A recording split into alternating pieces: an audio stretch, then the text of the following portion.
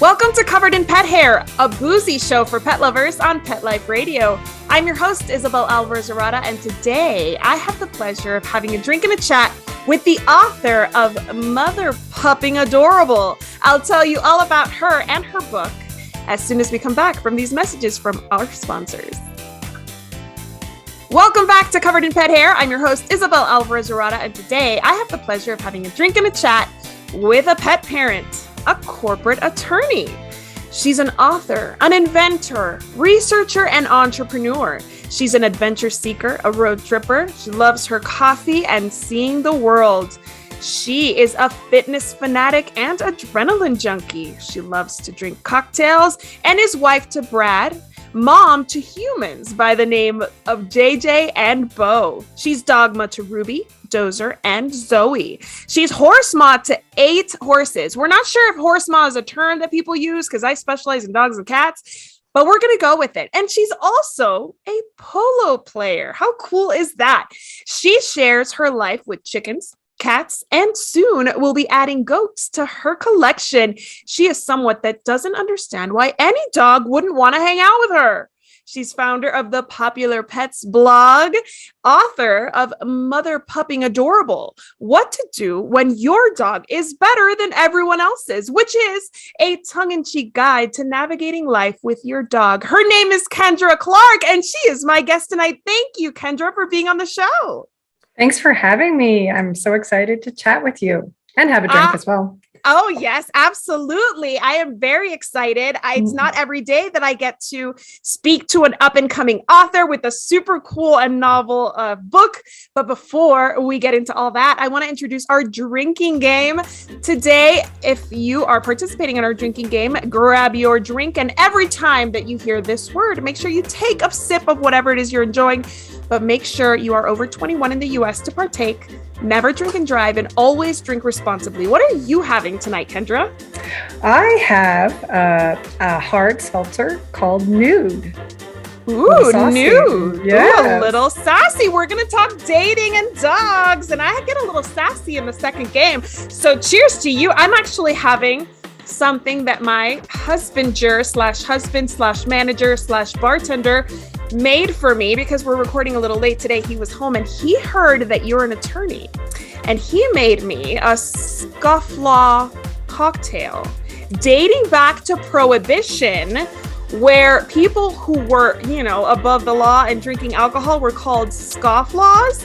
So this is a drink inspired by that period. It was created by Henry's Bar in Paris, and my husband had to make it a tribute to the attorney in the house. So cheers to you. Thank you for being on the show. Cheers. I always like to introduce my show with a game. And I want to get into that whole corporate attorney by day, fun author about pets at night, but I'm not really sure that that's how it worked out. So I want to learn more about how this all came to be in our game called Keep Your Day Job. And in this game, this is a quick fire challenge where I'm going to ask you about this process and this journey to writing Motherpuppin Adorable. So I want to learn about how you made this all happen as a corporate attorney, a mom, having to care for all those animals. So the first question I have for you is, how did you manage a day job and writing a book simultaneously? Many early mornings and a great support system. Ooh, okay, that's good. I don't do mornings, so it might be a while before I write my book. All right, do you ever work on the popular pets at work? I try not to, but I have to admit sometimes it does come up. It's a bit addictive. It is, and it's when this inspiration strikes, I'm sure you just want to share what you're sharing, right? Right, absolutely. And I'll catch up on work later.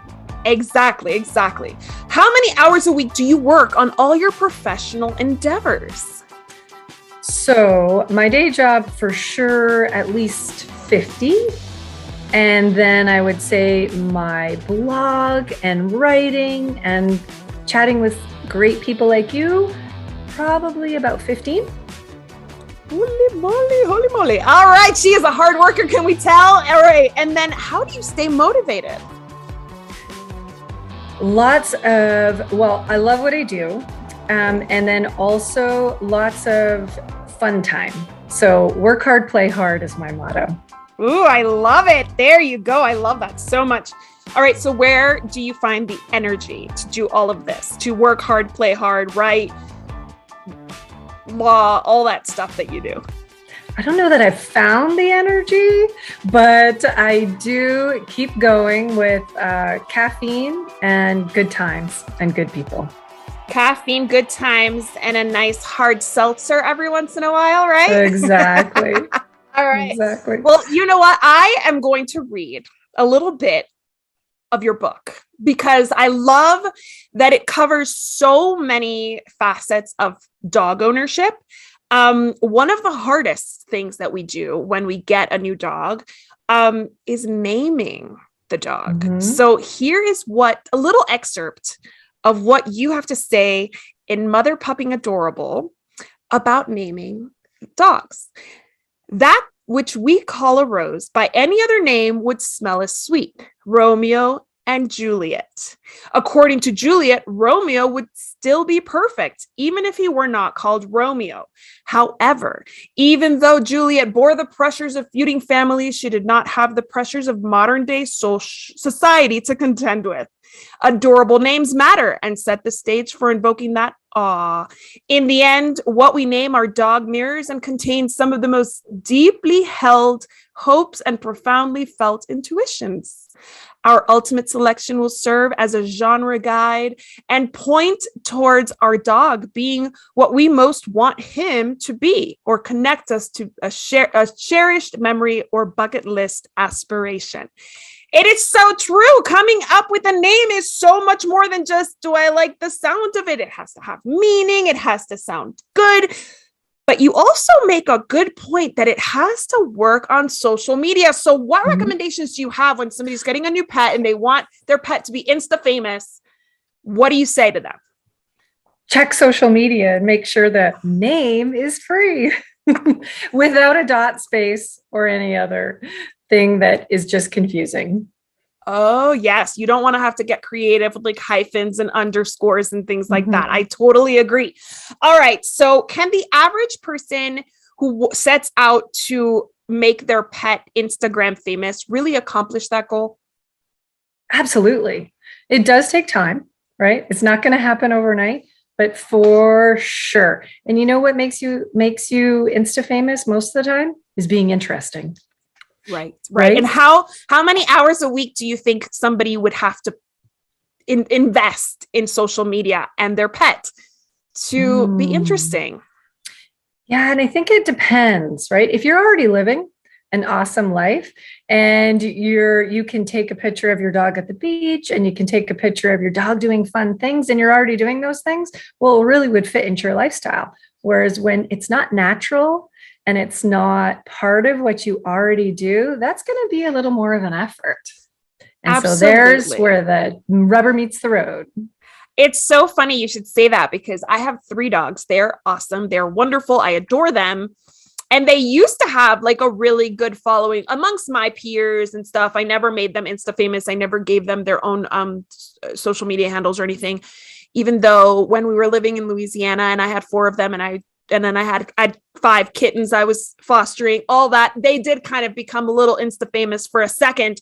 But like the pandemic hit and we don't do anything. We don't go anywhere. They're always on the couch. So if I were supposed to like document their lives, it would be like them stretching here or them laying there or them having dinner again or begging for food from my kids again. So you make a really good point. Like we really need to live full lives that include our pets in order to share that interesting life with others. So do you have any recommendations on how to do that? How to include our pets more?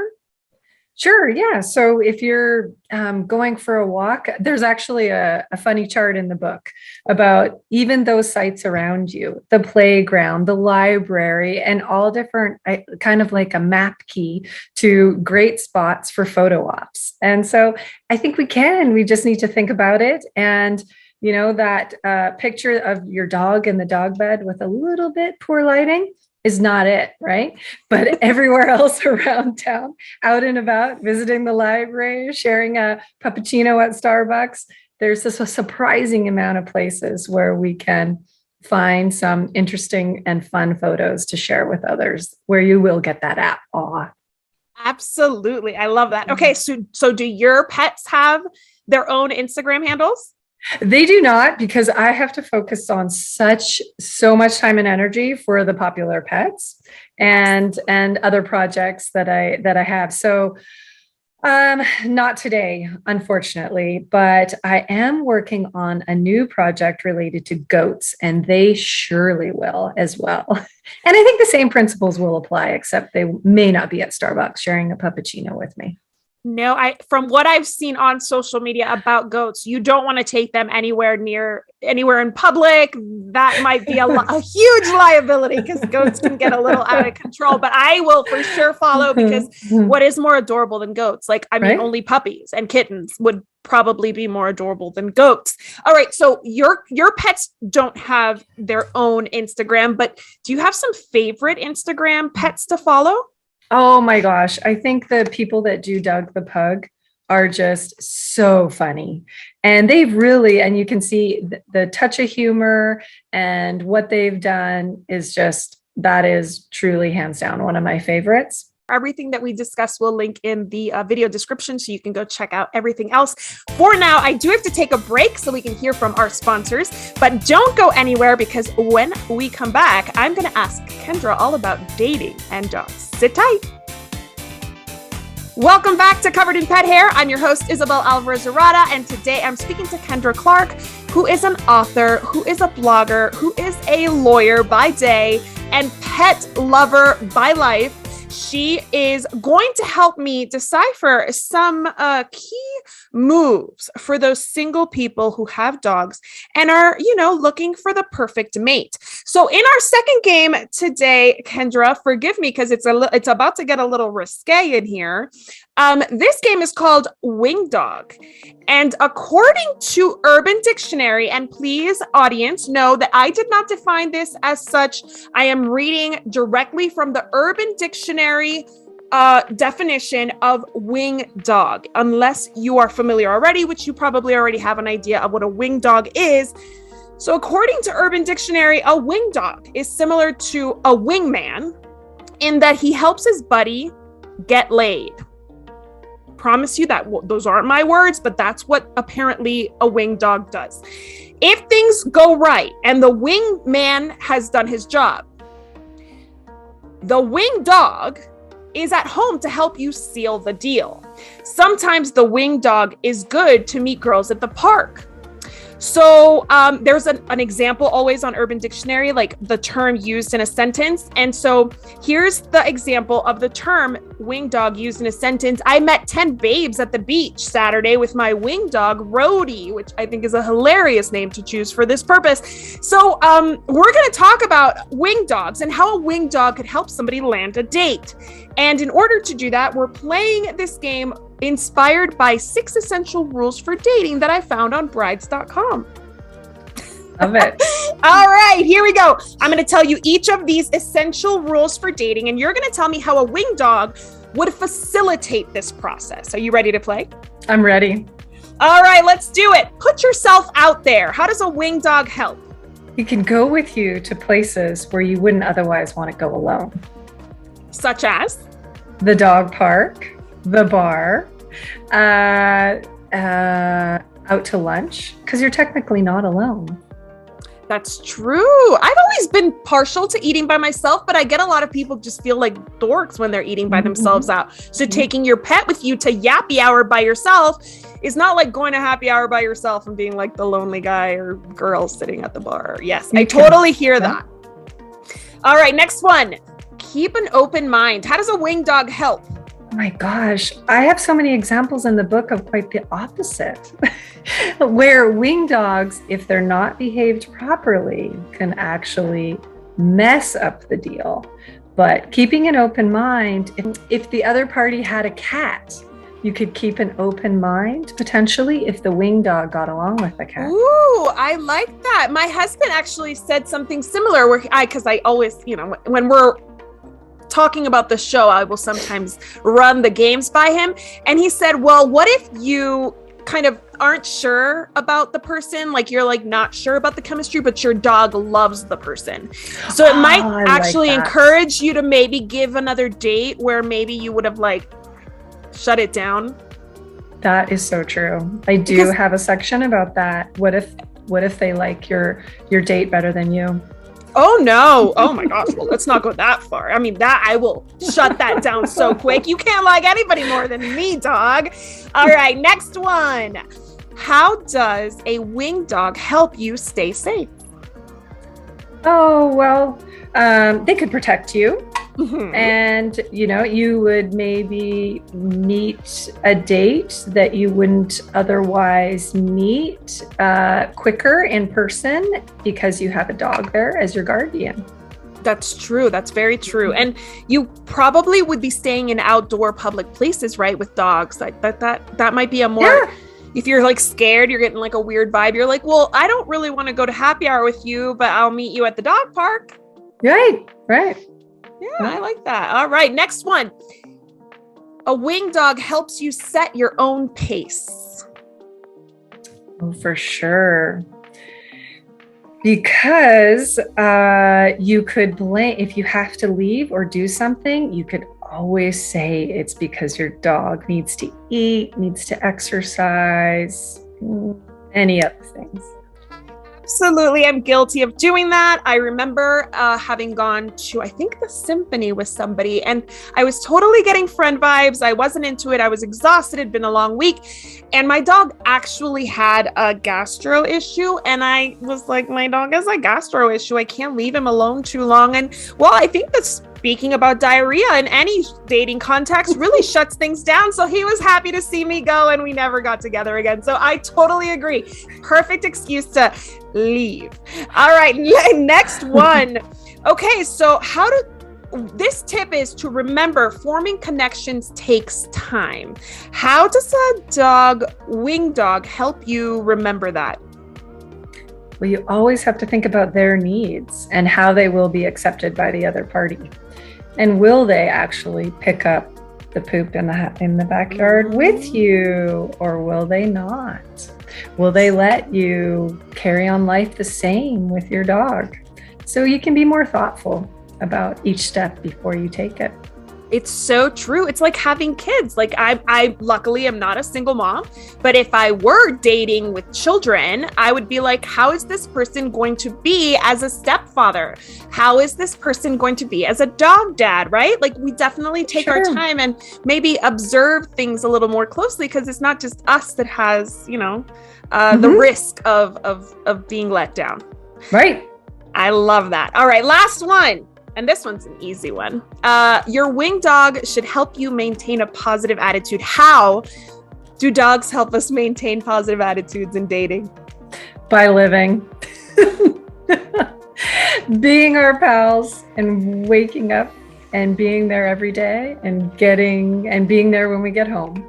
Yes. And when there is a heartbreak, there's nothing better than a glass of wine, a movie, and a dog on your lap, right? Right. Yeah. I mean, if the dog loves me, I'm okay. It's their loss, not ours, right? Somebody does, right? Yes. More space on the couch for snuggles with the dogs. All right. Well, I actually want to talk about your expertise here in dating with dogs. Is there anything that you say is a to not do when dating with dogs? Maybe I think rush it and expect that the other person is as in love with your dog as you are, right? Ooh. It took us, we knew and we've developed this relationship for however long you've had your dog, but other people haven't, and they're kind of thrown into this and they may like you, but they may not be dog people right away. It doesn't mean they won't ever be. Mm-hmm. And it may take a while to smooth them over. So, going slow, and always like having high expectations that you want them to love your dog as much as you do, but taking it slow and allowing the process to happen naturally.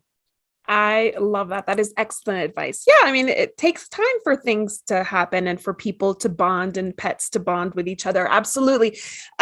So I'll share a little story. I dated plenty before I met my husband, and I remember going out on a date with a guy, and we're in the car, and he's like nonstop sneezing, just could not stop sneezing, could not stop sneezing.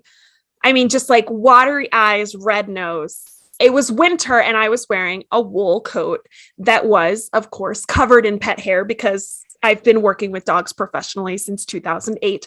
And I promise I'm not a dirty person. I had showered. My coat was relatively clean, not freshly dry cleaned, but relatively clean. But, you know, the hazards of living with dogs. And we literally had to stop at a CVS to pick up Zyrtec before going to the club. Should I have called it a night that night? I mean, is there any way of moving forward at that point? Unless there was, oh gosh, that's so hard because you never know how crazy he would be about you. Maybe he would go get an injection every month and maybe it would be fine. But the cautionary tale in that is that typically people that do have those allergies will not be dog people just because they've never been able to be around dogs. True. Very, very true. You know, the good thing for me in that case is that he then bought like a shot for another woman at the bar that night. So I didn't have to make any decisions. I was just like, see you later, buddy.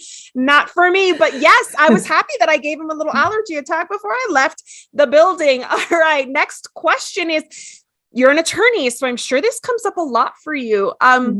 Let's say that all of these tips have worked and a person finds their significant other and they decide to adopt another dog or a dog together in the dating process. Yes. Do you or do you not recommend a prepuptial agreement? Oh, I would recommend one for sure. Because just like anything in life, every contract we ever work on as a lawyer, it's all fine at the time that and it's actually often a metaphor is used that it's dating, everything's rosy. And then when shit hits the fan, that's where you need that.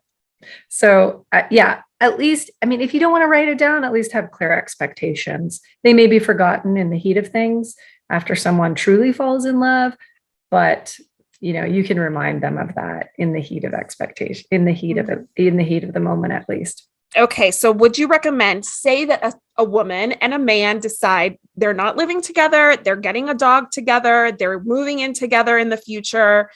Would you recommend that one of them adopt the dog legally? Yes. And then they can, decide about sharing custody later once they are married and things like that? Yeah. And sometimes that just happens naturally. Like one person will be the driver, one person will be the one that finds it. So I think that's easy to navigate and to be able to make happen. I wouldn't, even a house is probably an easier way to get out of that than a dog. You can sell the house, split the proceeds, right? True. Even though some may say it's a more expensive purchase and a larger purchase, I would definitely have clear expectations around getting a dog. Yes. And actually, I personally had an experience where I shared custody with somebody for 5 years of my dogs. And then when I moved on and moved out of the area, it did get a little sticky. And luckily, we had it in writing that I was the primary caregiver. And so even though the other person really, really tried to convince me and pull my heartstrings to let them stay, they came with me to Louisiana and it was all exactly as it should have been. So yes, I too agree. Even if it's just in an email agreement, put it in writing somehow. Yeah. Well, that is huge foresight. I mean, because when things are rosy, it's hard to think of stuff like that. Well, no, actually, it was a separation agreement that also included the dogs. And actually, my attorney had said, do not share custody. He's only trying to like keep you in the relationship. It's just a way to keep you attached. And financially, it made sense for him to continue to care for them because I was a small business owner. They were two big dogs, young. One of them was accident prone. So it made sense financially, but we also needed to set some boundaries. So we did set the boundaries in writing with an attorney. And even though she discouraged me from including them or from including him in their lives after the separation, it all worked out for the best. There was a few tense moments, I'm not gonna lie, but it was in writing, so I was taken care of. So tell us, how can our audience learn more about your book? Tell us more about what it entails and how they can find it and buy it for themselves. Yeah, so it's Motherpuppin Adorables, available on Amazon and any large e-seller of books. And you can find us at Popular Pet Pals. And if you are looking for any other products for your dogs, we have a little shop on our site and some great information. And for your listeners, a discount code of Popular15 and get 15% off. That is wonderful. Thank you so much. So tell us a little bit about your products. Yeah, so I started on this journey. I have an older dog. She's about 16, and I am a corporate attorney in the cannabis world. And I noticed that a lot of people were having some serious benefits around hemp and CBD. And so I started experimenting with my dog and then quickly worked with a biochemist to create a product that we thought was far superior than anything out there. And that's currently for sale on our site. And it's a chicken flavored spray, which has CBD and other botanicals in there that are, research based and known to fight inflammation. And then we also have a calm product. So you can find both of those. I love it. Thank you so much. I'm a huge believer in CBD. I do recognize, like you said, that there's a lot of different products out there. They're not all created equal. So the fact that you even work in this in your full-time job and you have all those contacts, I'm sure helped you get something really, really awesome to market. Yeah. Great. I'm glad you're a fan because there's so much evidence that it supports. There is so much good stuff out there especially for our aging dogs and for our anxious dogs. CBD is just so awesome. I highly agree. I agree with you, and I highly recommend everybody check out. So it's on Pet Pals. Popular Pet Pals is on our Instagram, and thepopularpets.com is our website. And that's where you can find all different products and then tons of information. I'm really trying to build up our blogs and provide people with just fun information about enjoying life with their pets. Awesome. You are so much fun. I love your book. I love the tone you took with it. It's very playful. It's very fun. Like you just did an interview with Cindy from Social Dog, and she too said the same thing as I believe, is that we all need to chill and need to have a little fun. And your book is really just really playful, and I always respond really well to that. So here's to you for your awesome book, for all the good stuff that's on the horizon for you. Cheers, and thank you for being my guest. Thank you, you as well, and I appreciate it so much. My pleasure. Absolutely. And I'd like to propose a toast to our executive producer, Mark Winter, and to our audience on YouTube and our listeners on Pet Life Radio. Thank you for spending your time with us. Here's to a life covered in pet hair, because there's no better way to live. Cheers. Cheers. To learn more about Covered in Pet Hair, please visit coveredinpethair.com or petliferadio.com. Thank you for watching, and we'll see you next time.